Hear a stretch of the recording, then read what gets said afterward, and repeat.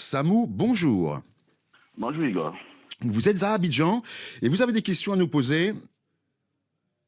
Oui, oui. Alors, surprise des Ivoiriens, M. Robert Begré-Mambé a été nommé, numéro 3 du RHDP a été nommé Premier ministre. Qu'est-ce qui a convaincu le président Ouattara de le nommer? Oui, vous avez une autre question? Et pourquoi un tel remaniement maintenant? Eh bien écoutez, pour vous répondre, Samou, nous sommes en ligne avec Arthur Banga, maître de conférence à l'université Félix Houphouët-Boigny. Bonjour Arthur Banga. Bonjour Igor. Alors c'est vrai que la nomination de ce technocrate de 71 ans est une surprise, hein. Il est réputé pour sa fidélité au président Ouattara, mais qu'est-ce qui a définitivement convaincu le président de le nommer? Je pense que d'abord, il est assez discret, mais assez influent, d'autant plus que l'auditeur vient de le rappeler. C'est la troisième personnalité du RHDP. Donc, c'était déjà quelqu'un que le président consultait, je pense.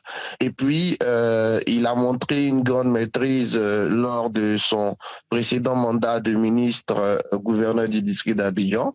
Il est en quelque sorte l'artisan de la conservation de la ville que tout le monde remarque. Et surtout, sur le plan sportif, à quelques mois de la CAN, il est quand même celui qui a organisé de fort belle manière les Jeux de la francophonie à Abidjan en 2017. Et donc, étant un conseiller du président, étant architecte du cadre de vie d'Abidjan et dans la perspective de la CAN, son expérience de gestionnaire des Jeux de la francophonie, mais on peut ajouter à tout ça le fait qu'à 2 ans des élections, Robert Mambé peut apparaître comme un Premier ministre qui sera à 200% Premier ministre. Alors qu'après avoir passé près de 4 ans à la primature, Patrick Hachi aurait pu penser à autre chose, hein. Et même les noms qui circulaient, que ce soit Fidel Sarasoro, c'est tous des noms qui, une fois nommés à la primature, auraient au moins envoyer le signal de pouvoir aller chercher plus haut une éventuelle succession à Alassane Ouattara en 2025. Or, je pense que visiblement, théoriquement, la question ne se pose pas trop avec Robert Begré-Mambé. Il semble être quelqu'un qui va se concentrer à 200% sur sa tâche de Premier ministre, en plus de son expérience de gestion d'Abidjan et des Jeux de la francophonie. Mais alors pourquoi un tel remaniement maintenant, vous demande Samou, et moi j'ai envie d'ajouter, il y a quoi bon, puisque l'essentiel des ministres du précédent gouvernement a été reconduit hier après-midi. Oui, un remaniement maintenant, je pense pour 2 raisons. Le principal, la première, elle est liée au président. Il peut estimer qu'au bout d'un moment, après 3 années, à 2 années des élections, il faut impulser un nouveau souffle à son management avec une nouvelle personnalité qui va incarner, elle, en tant que Premier ministre, quelque chose de nouveau.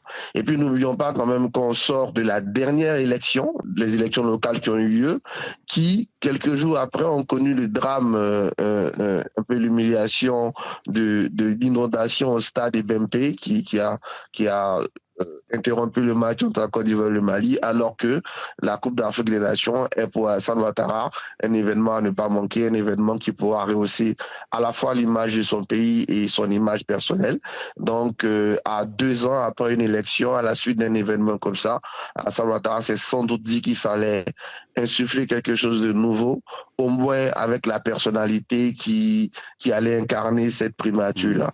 N'oublions pas aussi qu'il y a eu des débats du gouvernement liés à des nominations à la tête d'institutions. Et donc tout ça peut expliquer le timing du moment.